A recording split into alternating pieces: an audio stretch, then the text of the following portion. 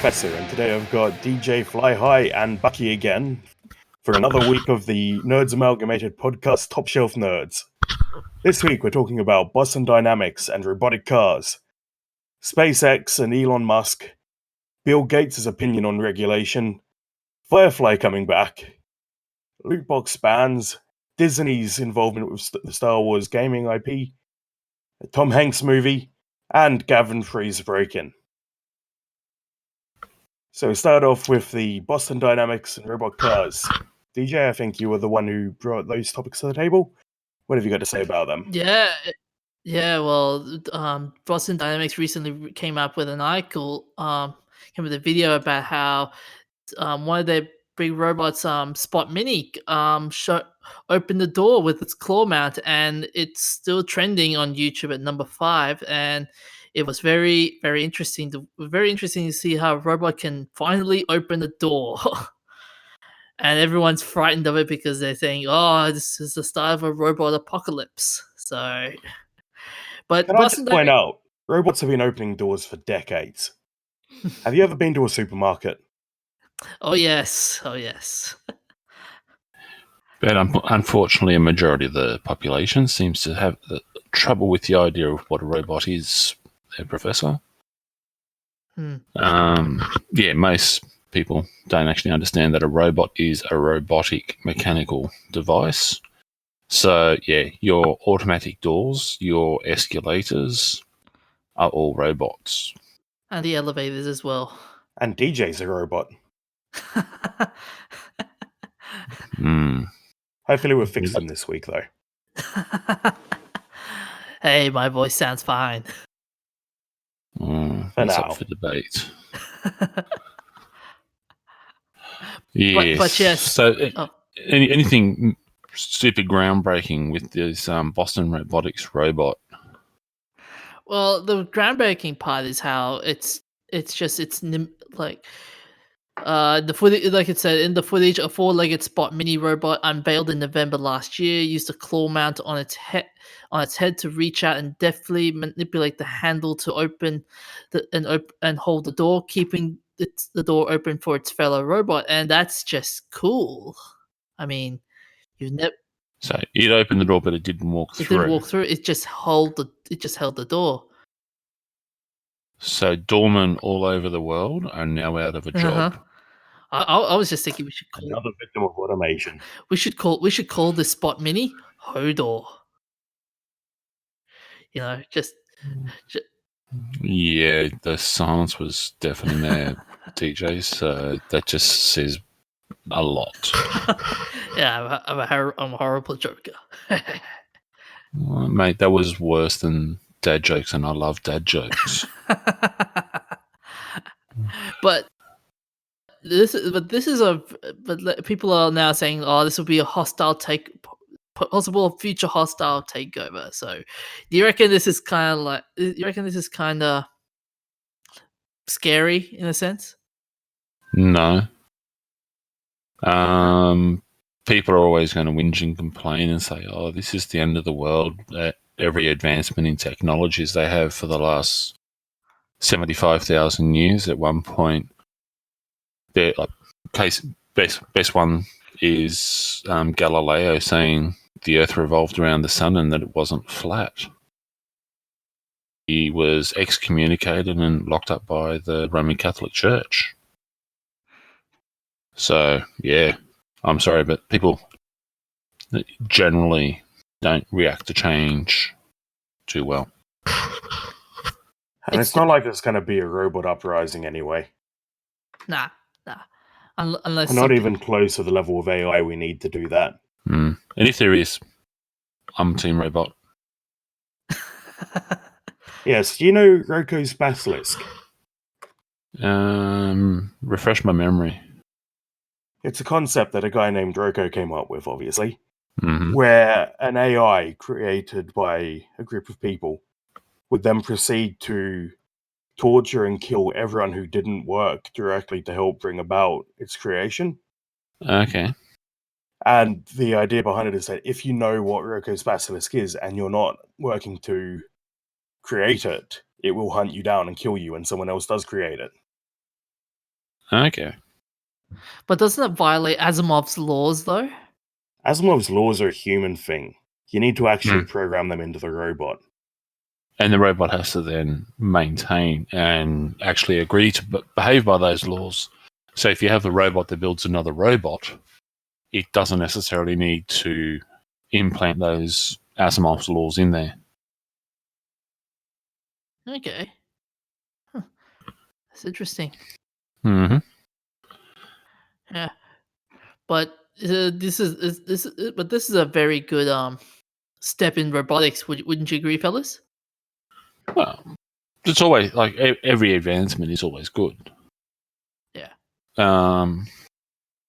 Talking about an advancement in robotics, we're a step closer to having self-driving vehicles, not for carrying passengers. This is actually, look at a self-driving delivery vehicle and customizable for everything from your grocery shopping through to the dry cleaning, or even I was looking at an article, it said something about for delivering for Amazon and even Craigslist, I think it said. Here it is. Neuro is ignoring humans together and steering for Amazon, United States Parcel, and any retailer looking to build its e-commerce business. Yeah, that's UPS for anyone else. Yeah. It's actually an interesting concept. It's a narrower vehicle than the normal car.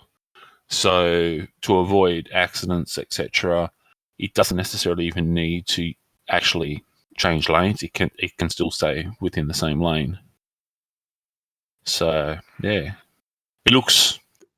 I wonder if you could end up with a convoy of them forming up and taking up the same space as just one car, having say 4 of them together in the space of one car. I think Driving it's together, almost. need to break off to.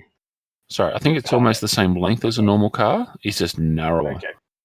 So the delivery pod weighs 1,500 pounds, and it's actually operating on an electric motor. So the environmentalists will be quite happy, and all the nerds would love that, because it's literally it's closer to the delivery vehicle you'll get from the Jetsons.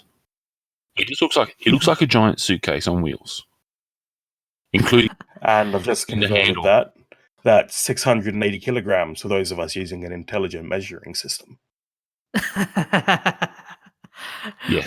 Although to be honest with you, it looks like, you know, those Google streetcars that I don't know whether we see them every now and then, but it just looks like it. Would you agree? Street No. Mounted on top. No, it doesn't look anything like that. It looks like a suitcase on wheels. Yeah. Yeah. I don't know what picture you're looking at there, DJ, but we need to clean your cameras and so forth off so that you can actually interpret data correctly. It's a very different design. Yeah. Neuro is a small startup that's, I think they're looking around. I did see somewhere they're looking $92 million of venture capital is for their startup, and they're apparently trailing General Motors and Tesla and others. But as far as the self-driving vehicles, all that sort of stuff is concerned, but because it doesn't have to put up with people as a passenger, etc., it's not as much of a problem. It's able to just drive along, doesn't have to put up with someone whinging about, oh, I don't like the fact that I haven't got enough leg room and all that sort of nonsense. Yeah. Well, the competition for driverless delivery cars is pretty extensive from what I can see. Yeah, but a lot of the other vehicles and so forth that are involved in the rest of it, they're all carrying passengers. This is purely and utterly, it's just carrying the product on its own. So the fact that it isn't having to accommodate people means it can be narrower. It's just purely and utterly designed to carry goods, and the customization means it can carry everything from your groceries, as I said before, through to your dry cleaning or whatever packages, up to being able to be used by the UPS. So, yeah. Yeah, because I'm reading they're saying, according to the article, that Nuro isn't the first company to notice Amazon Prime packages piling up on porches. Ford Motor Co. began testing human-free pizza delivery with Domino's. Mm-hmm. Toyota is rolling out a delivery vehicle this month, dubbed e-Pallet. The futuristic van already had a partnership with Amazon.com and Pizza Hut. Renault Nissan plans to unveil a driverless delivery van in September. Udelv Incorporated, a self-driving startup, is testing an autonomous delivery vehicle in California this month. Yeah, as I said, there's a lot of them out there, but yeah, I just like the look of the Nuro. It just looks like a giant suitcase on wheels. Yeah. It's a small company. It's not someone that's already got a huge market share, and it's purely on an electric motor. Yeah. So I think it'd be great as just a little delivery pod. Yeah. I think that is obviously what they're designing it for, but I think it's the optimum design for that out of all the self-driving cars I've seen so far. Yeah. Yeah. What I will be interested to see, though, will be how they handle theft. Because what's going to stop someone from taking somebody else's gear? Yeah. I was curious about that myself. It'll probably there'd probably be something like it'll be like a compartment area, and you just have to type it. You'll get a special code that'll be sent to you, like when you have an issue with your Google account or something else, and they send you a text message with a code to unlock it. It'll probably just be something like that. You'll get a text message or an email with a 5 or 6 digit code, and and that'll come to you when it actually arrives for you to do the delivery. And you type in the code and unlock the compartment, take your goods, and shut it. As far as any other theft device goes, it'd obviously be tracking and cameras, etc., recording everyone approaching the vehicle. Looking at the picture, there's cameras and sensors on the side and everywhere. So, yeah, if you're going to go steal something from someone, probably be easier to steal something that's not covered in cameras. Yeah. The one thing I'm also going to wonder, let's say if it gets missing for more than a couple of days, I wonder if the vehicle will just launch like a distress beacon or stuff. I highly doubt that. I think it'll be programmed like a Roomba, where if it gets below a certain power percentage, in military terms, that's bingo fuel. Yep. It returns the base to refuel. Which in this case, plug itself in. I doubt they would design a car that wouldn't have a bingo fuel feature. And given the fact that it's actually operating on an electric system for an engine,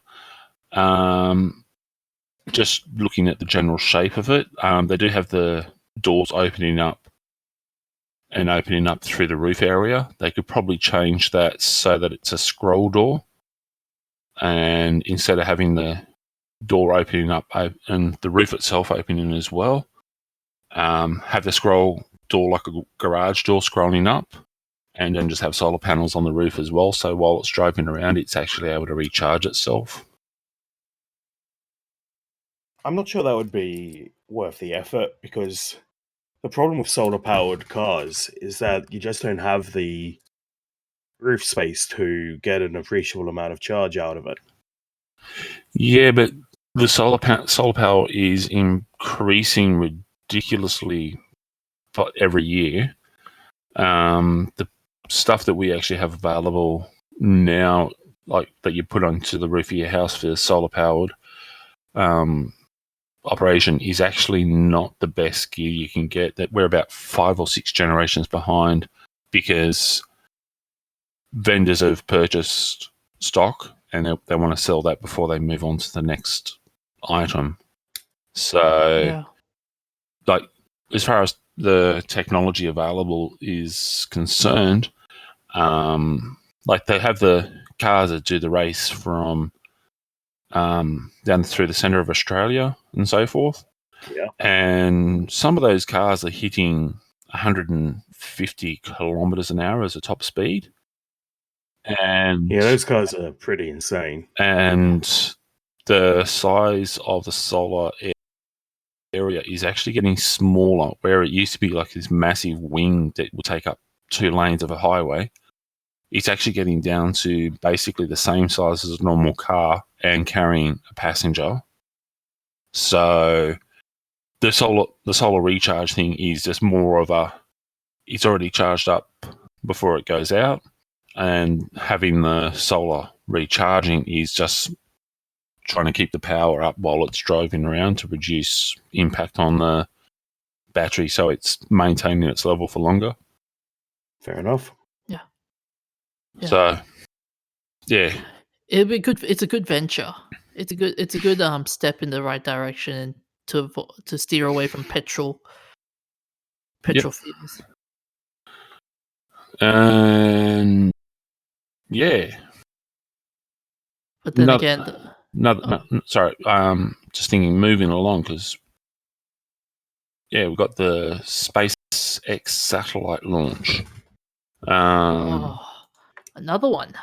Yeah, this weekend is the launch of the test satellites for SpaceX's satellite internet service. Yeah, so this is actually a satellite, DJ. This isn't actually a car with a mannequin in it and a camera.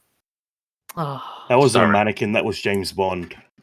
I didn't want to blow his cover. I thought it was Elon's evil plan. Now there's no one to stop him from taking over the world. I thought it was the Stig. I thought it was the Stig that was driving the car. Dang. Yeah, we tried to get you a ticket into that one, DJ, but yeah, unfortunately we missed out.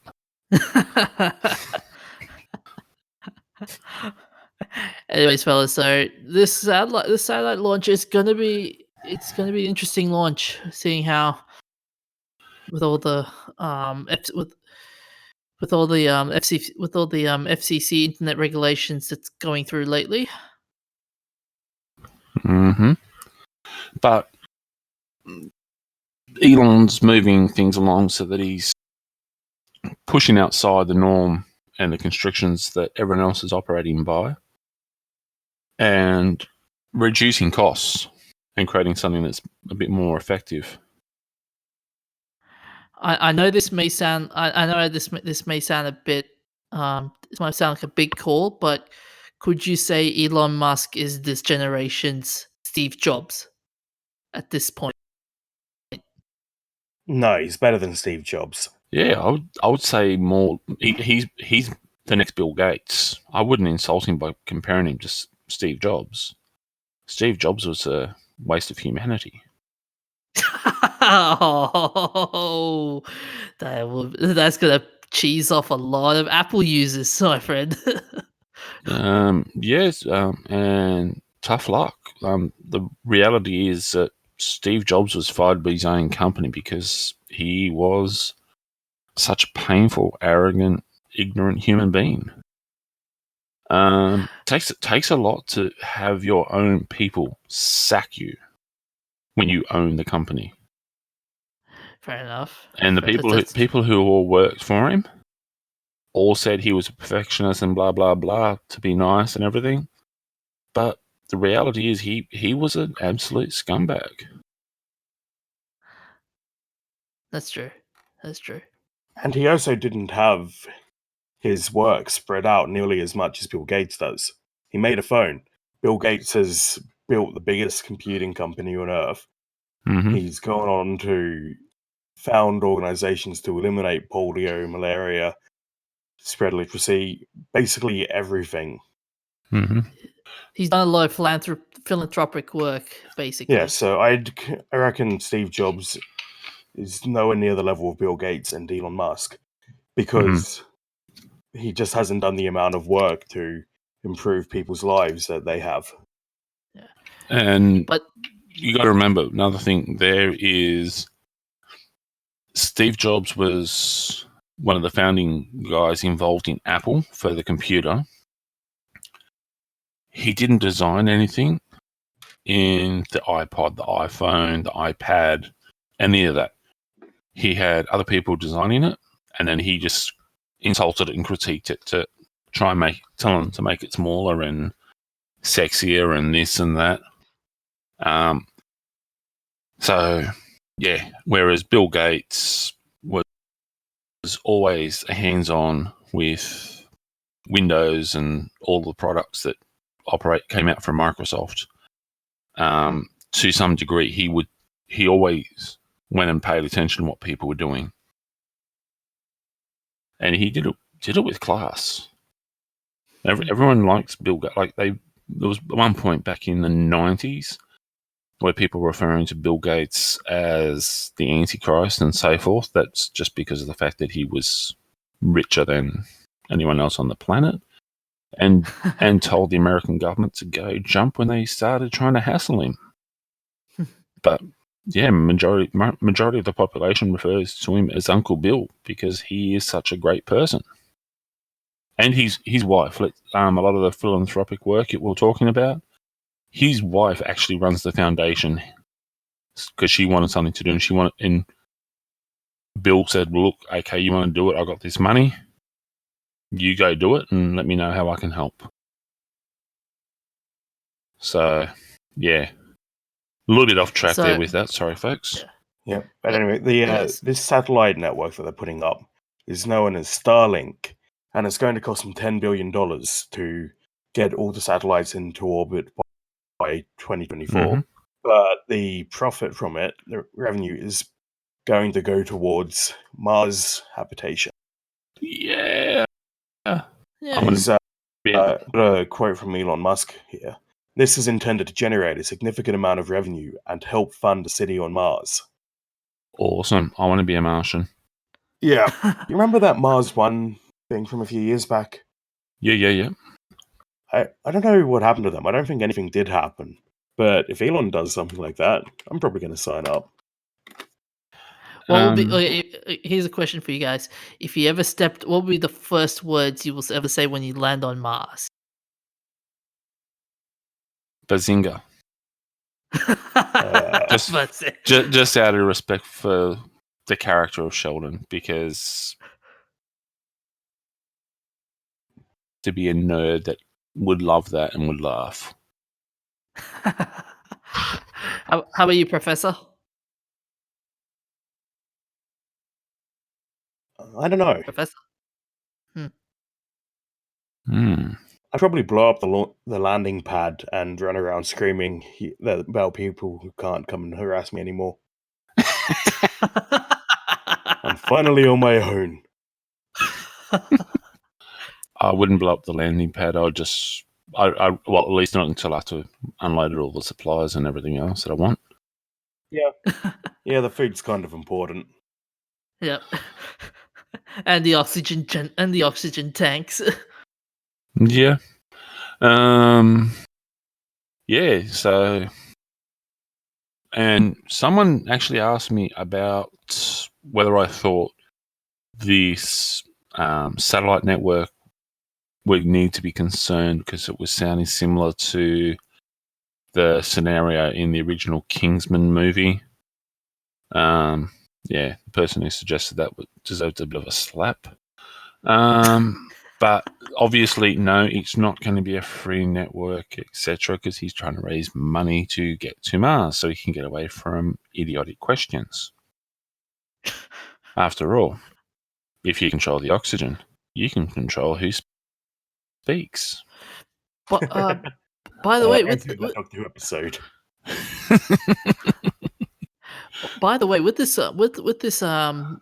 this money that's helping to fund the city on Mars, but it's only isn't it for the first few hundred that's going to Mars though, and not for the general populace who are going to go to Mars eventually? No, Mars One was about signing up to be given the chance to be in the crew to go to Mars. Mm-hmm. Elon Musk hasn't told us much about how he's going to do it yet, as far as I know. Yeah, and you've still got to have at least one city there before you start bringing over the rest of the general population. Yeah, like I've brought up the Mars One schedule here. looks like they're planning on having their first flight in 2022, but their first crewed flight in 2031. So they're going to spend 9 years deploying equipment to Mars so that they can have a city functional by the time people need to go there. Because if something goes wrong on Mars, you're not going to get to come back. And it's a long way for the RACQ to come and help fix you if you've got a breakdown. You don't want to get a flat tire on Mars, people. In other news about Elon Musk, though, he's having trouble getting his factories opened in China. So, yeah, China, for those who are unaware, have a government legislation that states that if you wish to operate and own a factory in China manufacturing stuff, you have to have a local partner involved. And Elon Musk has refused to take on a partner because he wants to maintain the quality and integrity of his product. And so he's having trouble with being given permission to actually operate. So at the present point, the price of his car in China is exorbitant, but everyone wants one. They just can't afford it. China also has a big thing about green energy because they're trying to offset some of the impact that having 1 billion people in a developing country is having on the environment. Yeah, but they're offering huge amounts of government incentives to offset the cost of manufacturing, etc. But it's just the fact that because of everything that they're saying, you have to have a local partner involved in the manufacturing. And that just opens up questions of theft of design and so forth. So like copyright issues such as... Yeah, well, you find there's a lot of things that get manufactured in China and suddenly you have knockoffs appearing all around the place. At the moment, the Tesla Model X made within the US, shipped to China, prices at about 835,000 yuan, which is 132,000 US. Whereas the alternatives are from BAIC Motor Corporation and the Warren Buffett-backed BID companies. And startups by NIO and NIO and Biden. Yeah. There's a lot of talk about it, and one of the most interesting comments, I'm just scanning through the article here, I was looking at just a bit earlier, was a lady in China had just bought herself an electric car, and where is it? Crikey. She was saying she spent, I think it was 250,000 yuan or something like that to buy a car. And it's mentioned in the article we're going to have in the show notes here. A Tesla Model X made in the US and shipped to China costs 835,000 yuan. Yeah, which is equivalent to 132,000, presumably American dollars. Yeah, no, but there was a comment. I was in one of the articles I was reading about this, where a lady in China had just recently bought herself a electric car, and she said the price, and it was like 150,000 yuan, and she would love to have bought the Tesla instead, but unfortunately it's too expensive, and the price would have to come down to 350,000 yuan for her to be able to afford it. Oh, I found it. I think I found it. It's the article starts from buyers say that the beneficent handouts are working. Lily Lee, a 36-year-old workplace employee from Shanghai, purchased a BJEV automotive despite the fact that its driving vary falls in need of Tesla automotives. Lee paid lower than 100,000 yuan for the EV160 mannequin after incentives. She goes on to say, quote, "I'm very into Tesla for its battery applied sciences. However, I can solely afford a Tesla if its worth falls under 300,000 yuan," Lee stated. "It will take years earlier than that occurs. So I need to make do with a home EV." End quote. There you go. So yeah, people in China want the Tesla. Yeah. But it's just, the price is just a little bit too expensive for them at the present time. Because it's not only the brand that's popular, it's also like their quality of service and Yeah. and their parts as well. And hence the reason why Elon's wanting to retain complete control of everything, because it's his product. He wants it to maintain that level of quality. And he's just saying, look, no, like I don't want to risk the quality of my product. So, yeah, at present, he's not really discussing it too much more at the moment, but he is wanting to go ahead with it if he can. So he doesn't. So in the end, so basically, he doesn't want government intervention into this. Well, it's not so much project. It's not so much the government intervention. It's more he just doesn't want. He wants to be able to operate in China without having to have a local partner. Yeah. Having ownership over it and therefore interfering in the quality, etc. Yeah, makes sense. So, like he wants to build a factory there. He wants to employ people to manufacture the car there. It's just he wants it to be his so that he can retain the quality, etc. Is what it seems. So, yeah. What's interesting is that we have the same issue in game development. You can't release a game, and I believe it goes for other entertainment like movies, which is why you see a lot of movies set in China or with Chinese elements. Unless to release a game in China these days, you need to partner with a Chinese company. And if you don't, then Chinese companies will just rip off your game, and there's nothing you can do to stop them. Yeah. That's what's happening with PUBG. Yeah, or even Primarily. some guys I know made a mobile game, and when they published it a week or two later, it turned up on the Chinese App Store exactly the same. Nothing changed. Just they weren't seeing any money from it because it was ripped off. Yeah. Not even for royalties? No, because the Chinese company ripped them off, and there was no way for them to get back at the Chinese company because Chinese copyright laws are pretty ridiculous. But go steal their heritage items from them, and they want you to give it back for free. That's government. Ridiculous in the opposite direction than American copyright, though, which has been pushed back by Disney so far that it's basically every time it gets close to Mickey Mouse becoming public domain, Disney goes and lobbies for it to be pushed back another 10 or 20 years. So we're now up to the last time something went public domain in the US is 1913, I believe. But a funny side story on the Disney issue there.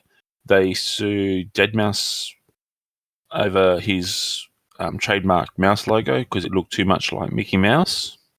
Oh, you mean Deadmau 5? Yeah. It's Deadmau5. Oh, yeah. Yeah, they sued him over that and won. But they had actually used his music in one of their movies or something. I can't remember all the details. I should probably Google it. But he turned around and he sued them for breach of copyright because he hadn't given them permission and sued them for 2 or 3 times as much as what they had sued him and won.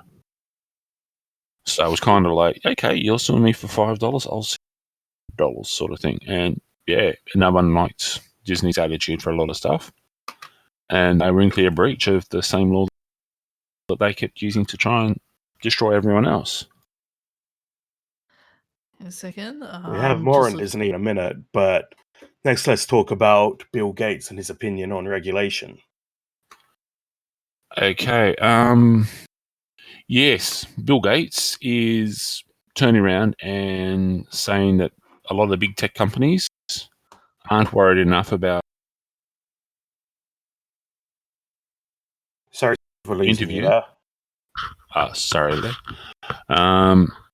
Yeah, Bill Gates was recently being interviewed, and he's saying that the big tech companies aren't worried enough about government regulation, and he's calling out Apple and other tech giants and arguing that the companies are inviting government intervention by flaunting hubris, and they need to be careful that they're not trying to think their view is more important than the government's view or than the government being able to function in some areas.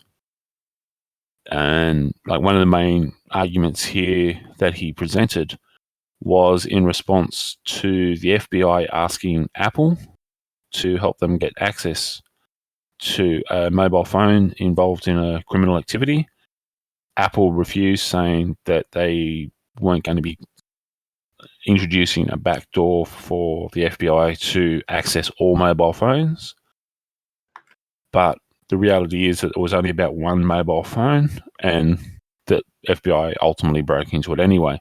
The phone was connected to the San Bernardino shooting in 2015. Yeah. And Apple was trying to blow it up as a massive issue of breaching privacy. Yeah. And the FBI was only wanting to get access to that one phone in relation to that incident. And if we really want to turn around and go and attack Apple about that sort of thing, there were antitrust issues that they got taken to court over, where they were tracking people's movement through the GPS chip and strategically sending them advertising and actually selling that information to marketing companies as part of their marketing ploy. So it does calls for it. It does. It's very discerning that here with Apple's hubris. Yeah, it paints a picture of these tech companies that they're above the law, in a sense where, okay, screw the consumers, we just want their money, in a sense. But it's also that a lot of them are saying exhibiting an attitude of they're above the government, and the government is powerless to impede them and stop them and that sort of thing, where Gates is saying he thinks that there needs to be a balance between government being able to access things at a necessary time in an appropriate manner, which they're allowed to do already through obtaining a warrant. But yeah, nobody wants to admit that. Yeah, even I reckon even if the governments give out subpoenas and Senate hearing appearances, the tech companies will go, nah, we won't let you. Nah, screw you guys. We're much more powerful than you guys. There was a similar matter with Google. Actually got fined for antitrust with the advertising in Europe. I'm just looking it up at the moment. They were fined by the European Commission, and they just flat out refused. Antitrust Commission fines Google $2.42 billion for breach of antitrust because of the way it was doing its advertising. And they refused to pay it. And the European Commission turned around and imposed interest thing where it was going to be for every day that they didn't actually pay the money, they were going to be charged so many hundreds of thousands of dollars or hundreds of millions of dollars per day. Oh, Yeah, I'm not sure. You see that a lot recently. The EU has a much stricter regulation on tech companies than the US. Yes. So, like, the UK, I believe, has right to be forgotten legislation, which is a law that says that there needs to be a process to go through to get results removed from Google where those results would have a negative impact on a person's life. An interesting thing is there's a alternative to Google in crikey, sorry, I'm just trying to remember the name of the town here. Or some of the Eastern European cities. Are you thinking Yandex? I'm not sure. I don't think it's Yandex. It's one of the cities. Yeah. They've actually got an alternative to Google and Google Maps and so forth. And it's all local operation, and they actually have advertising specific to the city, and it's only so many cities that are involved. Life of me, I can't remember the name of the city at the moment, though. I was watching something about it a couple of years ago now. I don't think it was. That sounds really interesting. Budapest. And yeah, I think it was Budapest from memory. And yeah, it was all.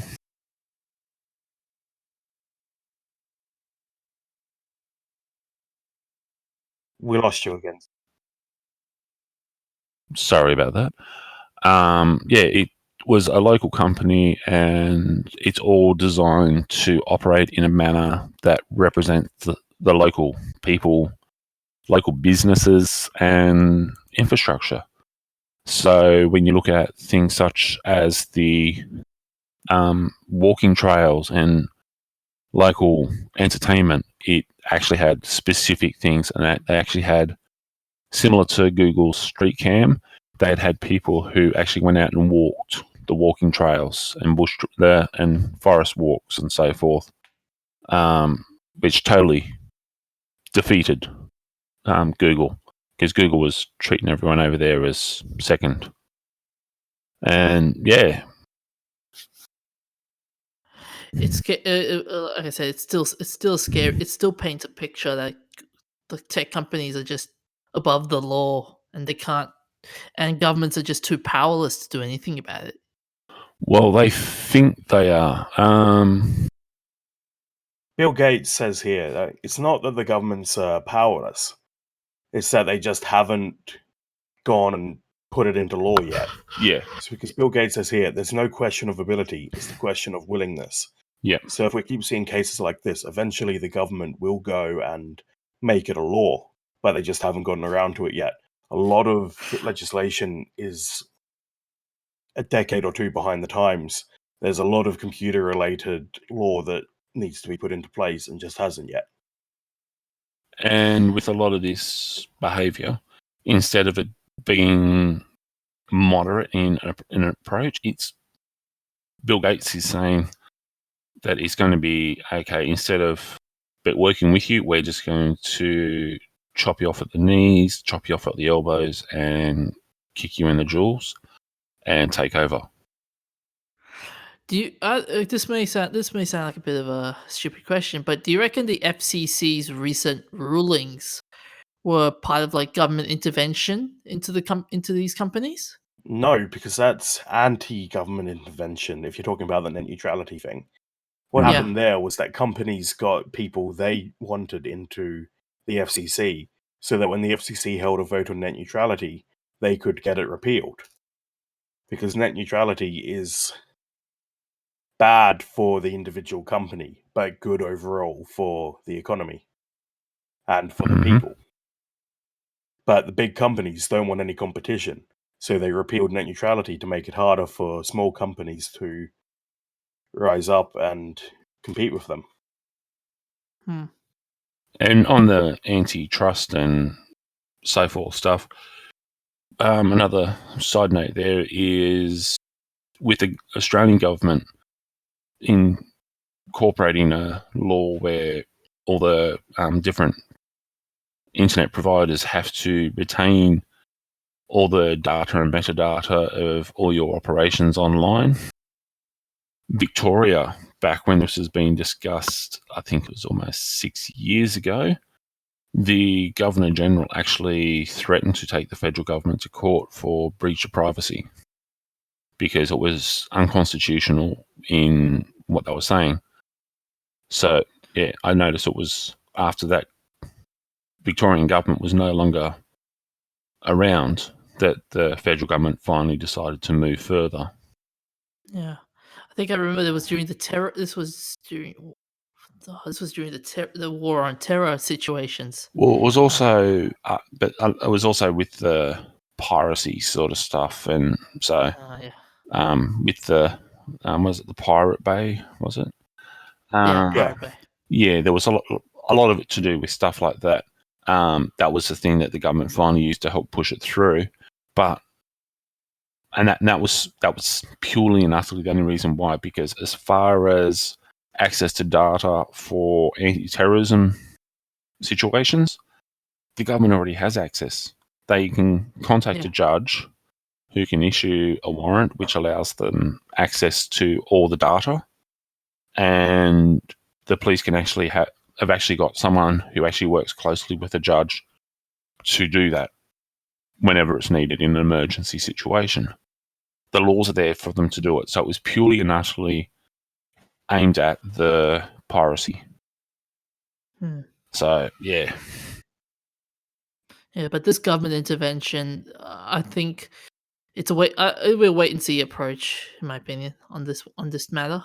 Well, if Bill Gates is coming out and saying these guys need to sit back and think about what they're doing, it's an issue that I think that does warrant someone to actually start paying attention, because you don't get to go from being a college dropout in working in your father's garage and start up in your own company to being one of the world's richest men with a company that employs massive sections of the population and has a budget that's greater than pretty much any government on the planet. That's true. That's true. Like, well, he got angry at the American government at one point and threatened to move Microsoft from the US to Australia. The impact on the American economy would have been so great that the American government actually shut up and left him alone for a decade.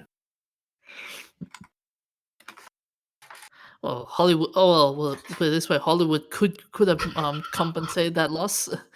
No, because a lot of Hollywood stuff would stop working if they went against Microsoft. Fair enough. That's true. That's true. Yeah. It's kind of hard to have your computers generating software that's doing your special effects when all of a sudden your computer's not working. Good point. Good point. And if Microsoft and all its subsidiaries and so forth all refuse to do business with you, yeah, you're gonna suck. Oh yeah, it would suck a lot of people.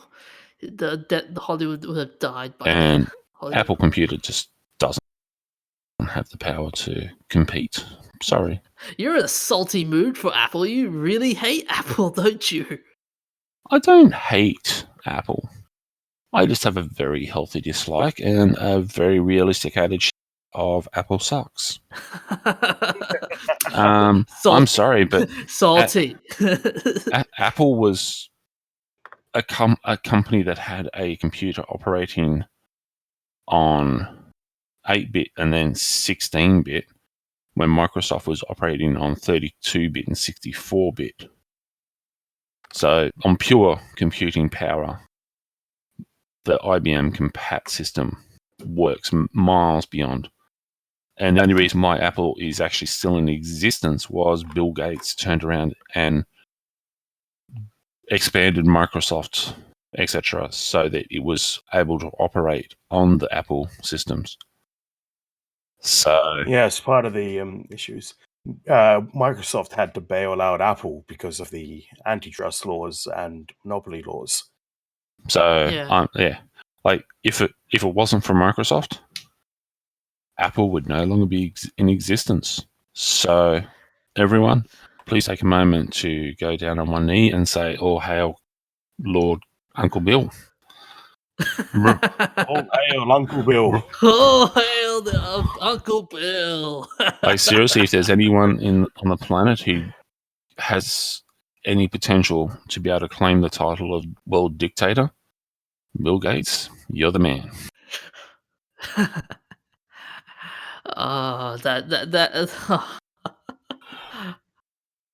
All right, moving along. Moving along. Our next topic tonight is Firefly coming back, but not on TV, unfortunately. Boo. Oh. Boo. DJ hasn't seen Firefly, and we know he's a bad person for this, but a bad robot for this. Which is also bad robot. Is that Joss Whedon's company? Oh, Yes. company, yeah. Oh, yeah. It is his company. That's a- Production company. Yeah. Yeah. So anyway, the Titan Books has got Joss Whedon on as a consulting editor for a series of 3 Firefly books that will be coming out over the next 12 months. Yay. Actually, no, a bit longer than that, the next 18 months. The first book's going to come out in October this year, and the third book will come out in October next year. Awesome. There's 3 books. The first book is about Captain Mal being kidnapped by embittered browncoats in Big Damn Hero, which comes out in October. Firefly the Magnificent Nine, which is about Jane getting a distress call and going to a desert moon to assist them. Which I reckon that book, like, there's some debate over where these books are going to be set, but I reckon that at least the Magnificent Nine is going to be set before the movie. Because in the movie, spoilers for a 10, 12-year-old movie, in the movie, 2 characters died. But before that, there were 9 crew members. So presumably the Magnificent Nine are the 9 crew members of the Serenity. Mm-hmm. The third book, Firefly Generations, which I'm looking forward to that one because it's about the discovery of a Ark ship that carried people from Earth in the last days of Earth that was. I'm looking forward to that one especially because I think it'll probably go into detail about the universe outside of the events of the Firefly show. It'll probably explain how the verse came to be and how everyone ended up in all these different planets after Earth that was lost. So, in other words, a world building book. Yeah, basically. I think it should go into detail about that, hopefully. And Fox, you made the biggest mistake cancelling Firefly. Yeah. How dare you expect the population of the planet to be so dumb to be distracted by reality TV instead of great entertainment such as Firefly? Boo. Makes me wonder, is there someone at Fox who had it out for Joss Whedon? Because in the Doctor Who fandom, we have Jonathan Nathan Turner, who worked at the BBC in the last years of Doctor Who. And between him and Michael Grade, I believe, who was the programming, the BBC controller for the last couple of years of Doctor Who, they're widely regarded as the 2 responsible for getting Doctor Who cancelled in the 80s. So I wonder if there's someone at Fox who had it out for Joss Whedon and got Firefly cancelled because of that.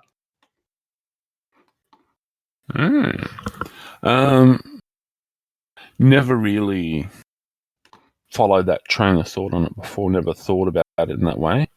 I was always a fan of the idea of it was just Fox trying to dumb down the planet with mindless reality TV.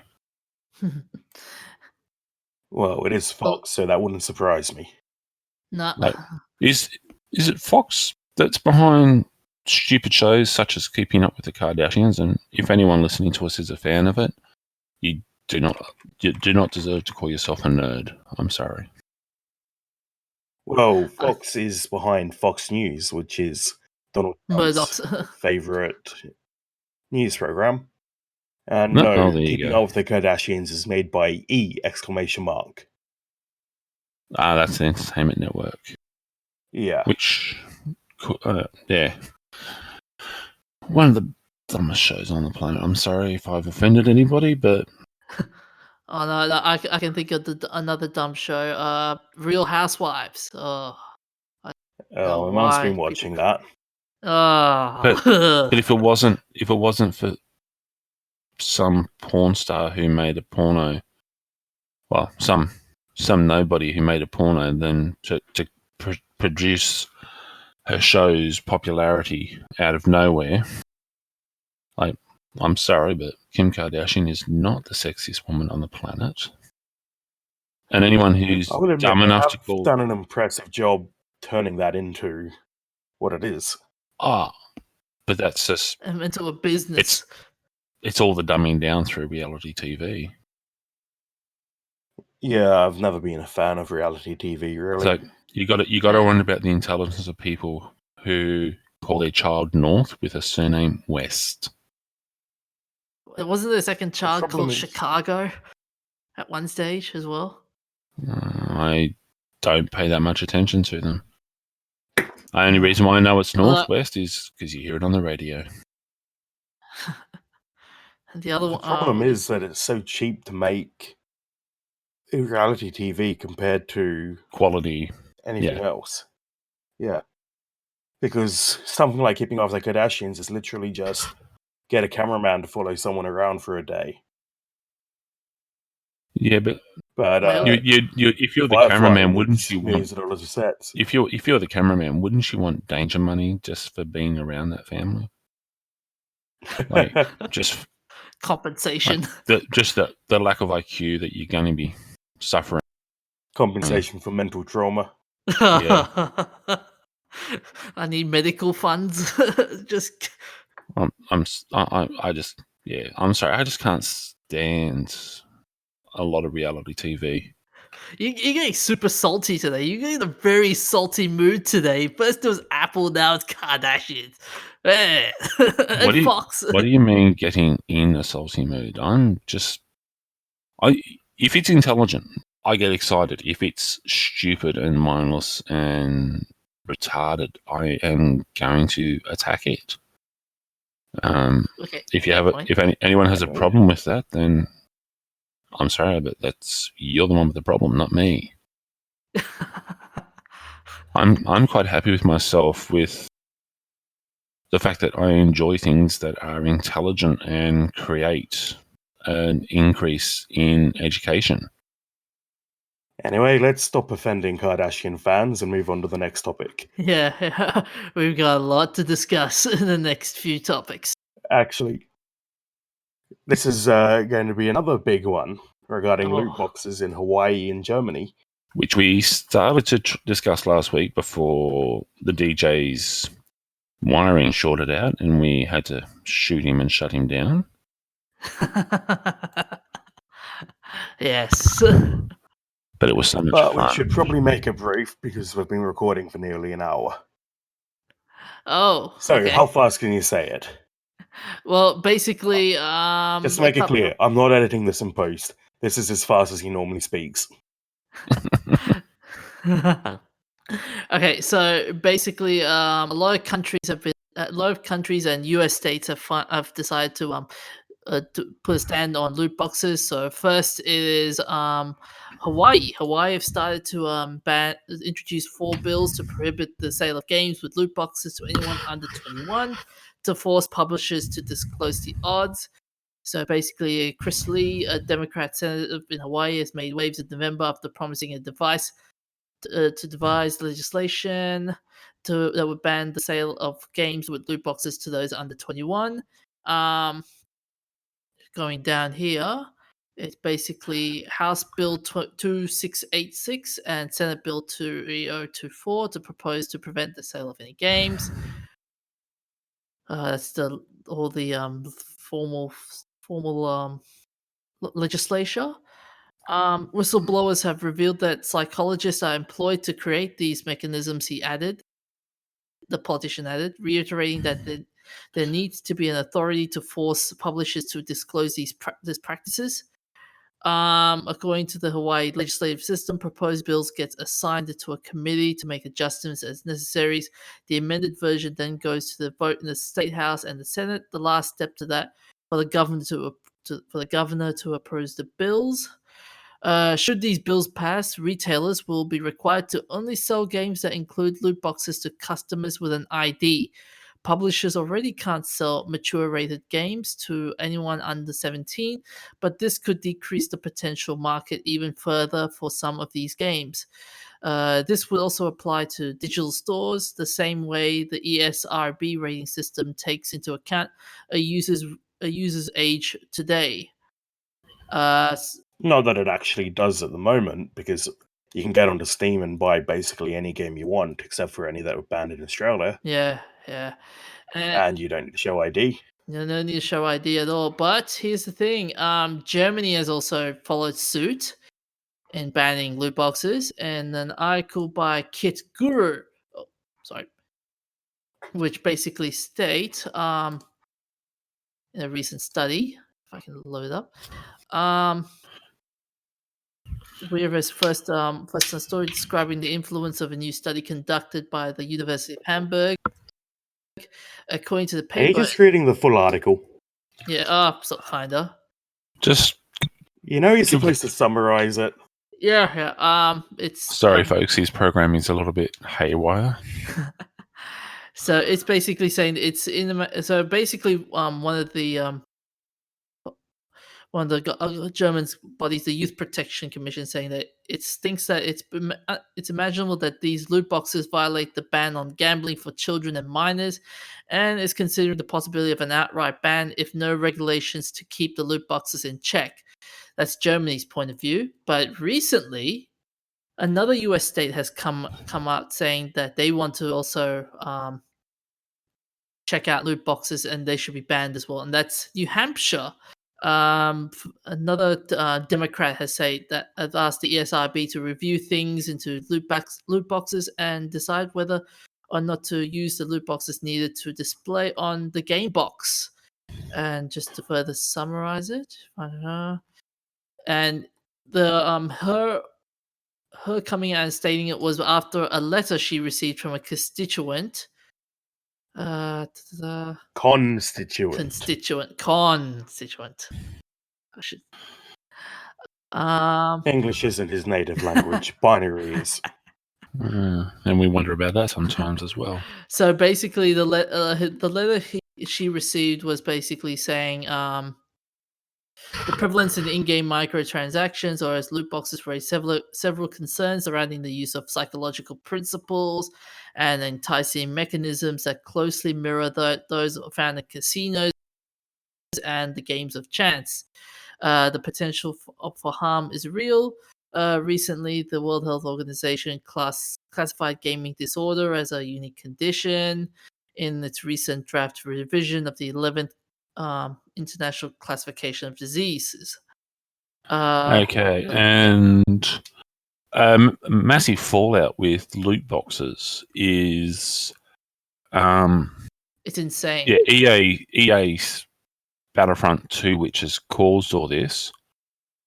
There's been a massive backlash from Disney where they're saying they're not going to. Apparently, they're looking at refusing the license for EA to produce any Star Wars material. So, yeah, which I desperately hope happens because EA has squandered it. Yeah. Without I'm a not doubt. a Star Wars fan, but they've squandered the license. Like I am a Star Wars fan, and I used to be an EA fan, but EA is no longer for the fans and so forth. They have forgotten what made them big. And yeah, like an article I'm looking at here, yeah, Disney's all the bad publicity, etc. And Disney has done something like this before. Oop. Disney has an attitude of do not mess with our product. Because that's all Disney has to their name. Yeah. Yeah. Well, they've purchased the Star Wars franchise and paid a lot of money for it, but they've done it. It wasn't just with the Star Wars stuff; they've done it with other things. But Disney really does try to make sure that their customers are happy with how they're getting things. And EA, well, they may not be around in a couple of years' time. So if you're in the market for a defunct computer games company, watch this space. EA may be for sale. Well, unless if Soon to be FIFA, replaced by my own games company, hopefully.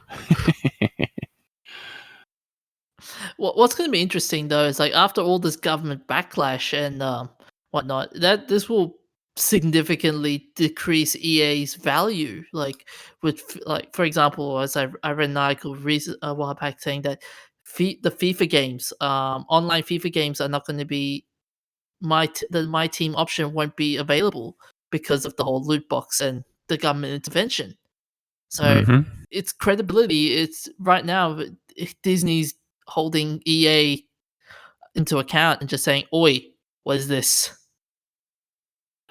Well, one of the most interesting facts with this is EA has been struggling to defend itself against charges that Battlefront 2 was designed to be a $60 US game that had the potential to make thousands more in loot crates. And gamers are sick and tired of the fact that you buy a game and then you have to keep spending more and more and more money on it all the time. Back when EA and everyone became massively popular, you went and bought a game at the shop, you went home, you played it, and that was it. It was great. Now you get a game and you constantly got to get new patches, which is fine because those patches online can make the game so much more fun. But the loot crate where they're charging thousands of dollars, like it's just like, I know it's only one transaction, but you get people sitting there playing these games and they're spending $20 a week, or $20 a fortnight, whatever, on a loot crate. Over a year, that's $500 or more. Multiply that by 100,000 copies of the game being sold globally. They're making money, and it's just ruining the game. And not only that, but it features the same kind of addiction as gambling. It's built around getting you to buy more and more loot boxes and keep trying to get more loot boxes. And the fact is, the loot box isn't actually a guaranteed item a lot of the time either. It is a gamble. And gambling is classified as an addiction under pretty much every psychological governing body in the world. Yeah. I think it's interesting, though. China has had required companies to release the odds for in-game loot boxes for years. Valve had to do that a few years back with CSGO. So I think it's something that the rest of the world is catching up to. And I think it's going to be an important step for the games industry. Some of the developers... Sorry, you vanished for a second there. Sorry. I'm saying that China has had this as a law where you have to release the odds for years. And I'm hoping and think that it's an important step for the games industry, especially for it to be taken seriously. Well, that's the thing. Like, it's that being taken seriously. Like, as we mentioned last week, and I've posted articles on the Facebook page, Australia's computer game industry a few years back was $3.7 billion. So, yeah, like we've got to expect a certain amount of maturity and reliability in how things are being presented. If you're making that much money, we restrict negative behavior in every other form throughout every other aspect of life. With like music and movies, books have all got censorship and requirements. All other games of chance, etc., have to declare the odds and be governed appropriately. Yeah. But the computer game industry is trying to slip through under the crack. Yeah. This I reckon the whole loot box fiasco. This is one of those fork in the road moments. Which direction is it going to take? So is it going to take? Fans have said that they don't want it. But companies say they want it. So yeah, but money talks and garbage doesn't walk. Yeah, so if the company wants to keep doing it, the fans just won't buy it. And such as what happened to Battlefront 2, projected sales, didn't get anywhere near it. And EA is now, as I said, looking at they're borderlining on becoming a defunct, bankrupt company, where in a few more years you may well be able to buy the EA logo and everything and open up your own company and operate under their banner, and because they'll go for less than a cent on the $100 sort of thing. They are crashing. They are hemorrhaging. So you can listen to your customers who are saying, no, we don't want this. And especially not as badly implemented as Battlefront 2. Yeah. So like. So okay, let's move on. So if EA so now that Disney has said like, okay, EA, if you screwed us over too many times, who do you reckon? There was a report I read that Disney's gone to two developers and said, okay, build us a Star Wars game. I wouldn't be surprised if BioWare was one of them. I feel like I could be remembering wrong. In fact, I'll double check. But I vaguely remember BioWare producing some old RPGs in the Star Wars universe. I did see somewhere where there was actually mentioned some. Yes, here we go. It was Knights of the Old Republic. So I wouldn't be surprised if they made another single-player Star Wars game. I'm not sure who they would pick for a multiplayer game, though.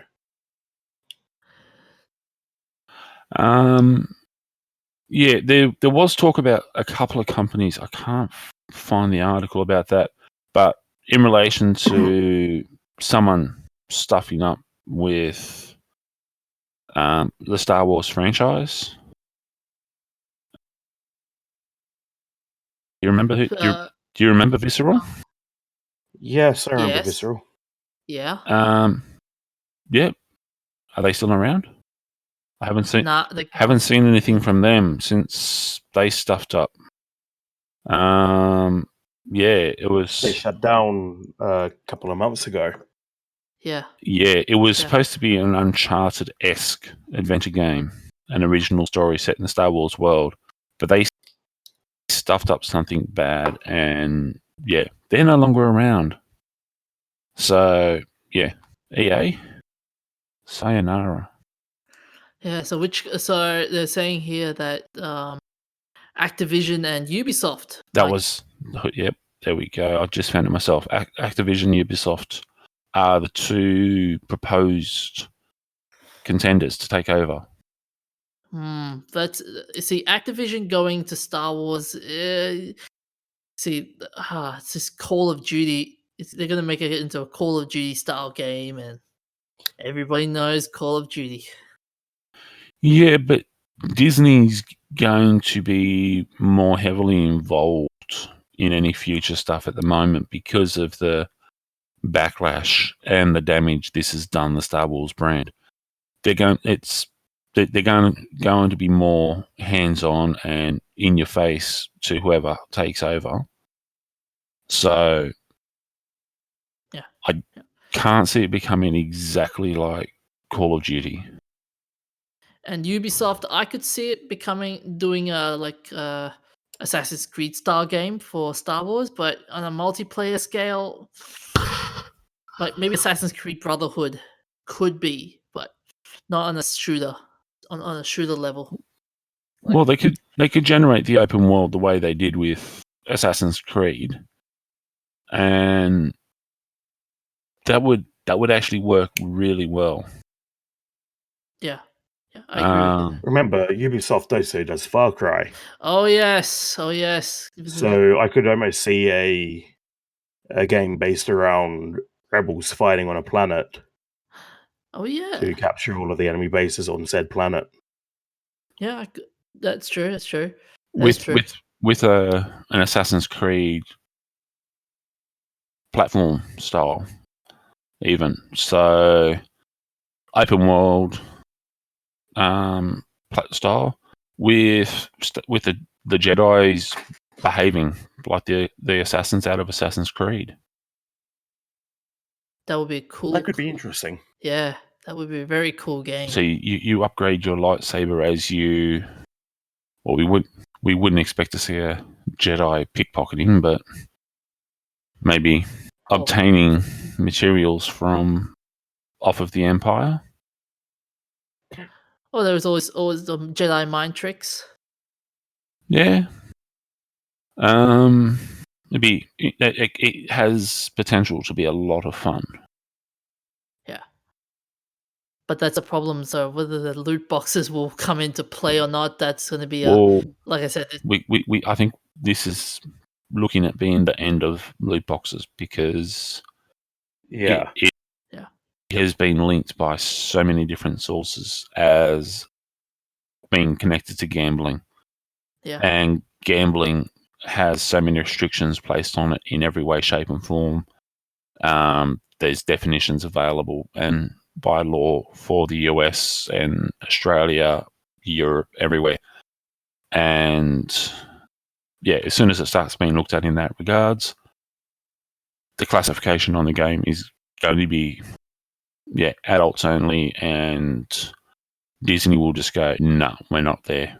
Goodbye. Yeah.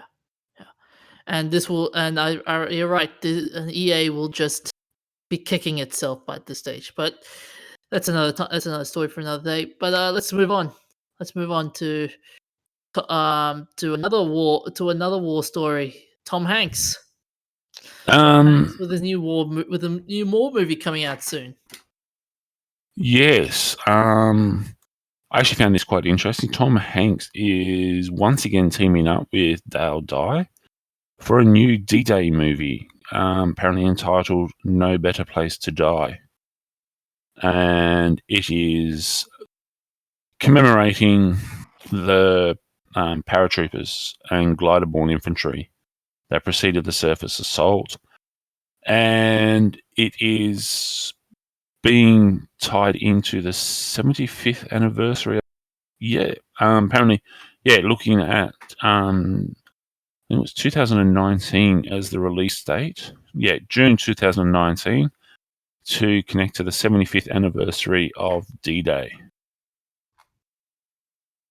I like those war movies, and Tom Hanks and him involving in war movies are pretty good to watch. I think, like the Pacific, Saving Private Ryan. Well, interesting you mentioned those two movies.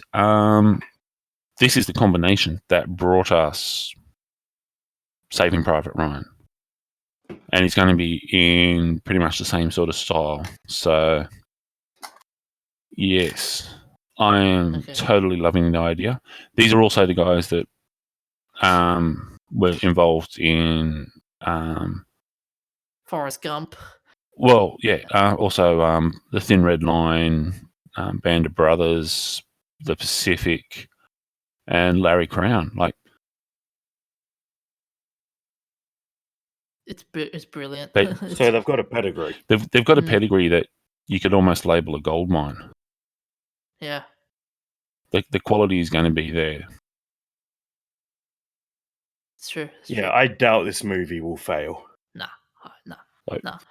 After Nolan's Dunkirk movie, war movies will, and I hopefully think war movies will make a brief comeback.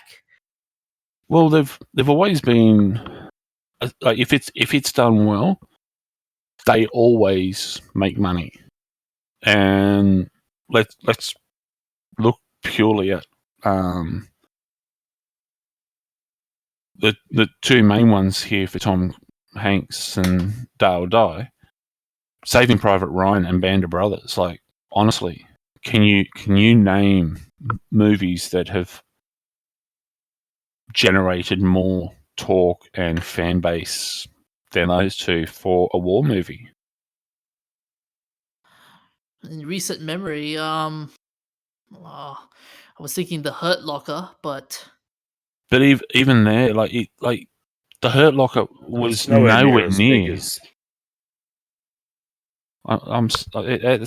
The Hurt Locker was an interesting movie, but it's not on the same scale and the carnage as well. well, not just the carnage, but just the quality and cinematic scope. Like that opening scene when they're landing on the beach at Normandy, like they had thousands and thousands of people involved in that, and to this day, it's one of the most epic scenes of any movie.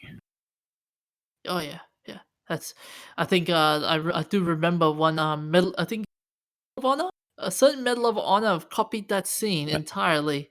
Medal of Honor and Call of Duty both follow similar stories, but the reality is it was actually based on the true stories of numerous people. So the same as Band of Brothers, it was based on true story, and this one here, I think, is based upon true accounts of actual people who were involved on D-Day.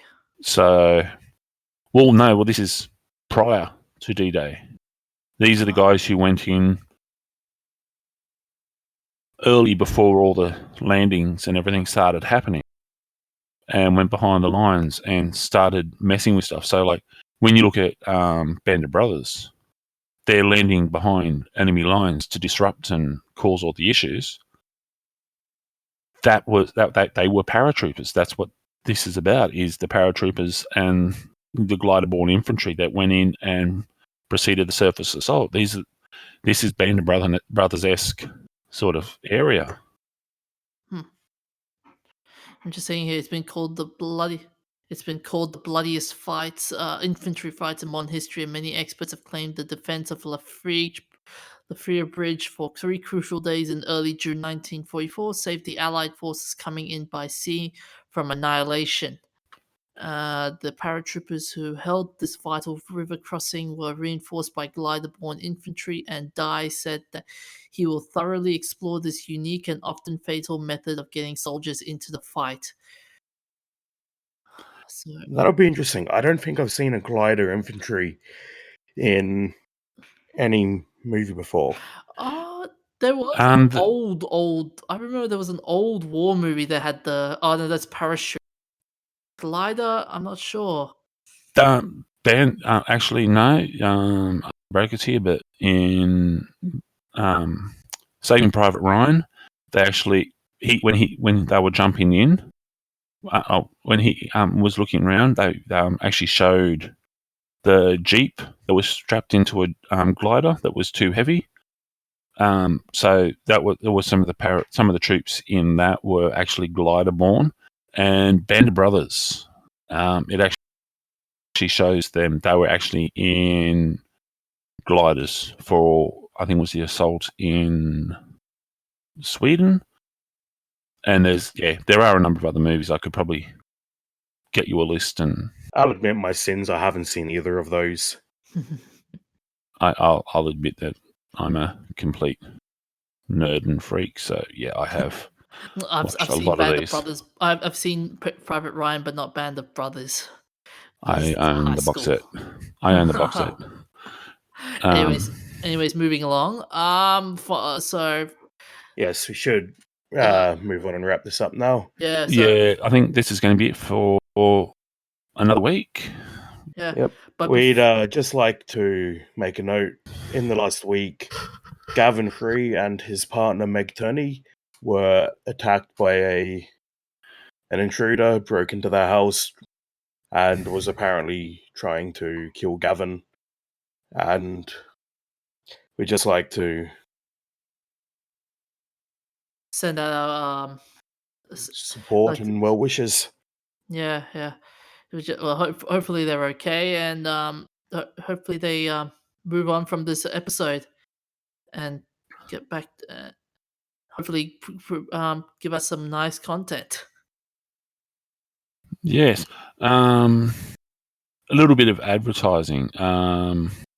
Anyone in Brisbane that is interested in an exciting night out, we actually have information here about Cluedo, the interactive game. It is backed by popular demand. Cluedo, the interactive game, returns to Fortitude Valley's 1909 heritage gem, Baedeker Wine Bar on Constant Street. It's underscored by an authentic jazz band as guests enjoy delicious food and wine. And you're going to be living in amongst a performance of Cluedo, trying to identify the murderer. Will it be you? That's on Saturday, April 14th, Saturday, April 21st, and Tuesday, April 24th, which is Anzac Day Eve. Prices are $99, including dinner and a glass of sparkling on entry. Ooh, sparkling. Tickets available online at cluedo.eventbrite.com.au. Yeah, I can guarantee you will have bucket loads of fun. Oh, that Cluedo. That's a fun game. I've never played that in a while. I need to get back into. If you go on and watch this immersive performance ensemble, I can guarantee you will be absolutely roaring with laughter. Have you seen it before, Bucky? I've seen some of the bits and pieces, but I know a couple of the people involved. A good friend of this show, Mr. Zane, is, and anyone who has ever met the man knows he doesn't do things by halves.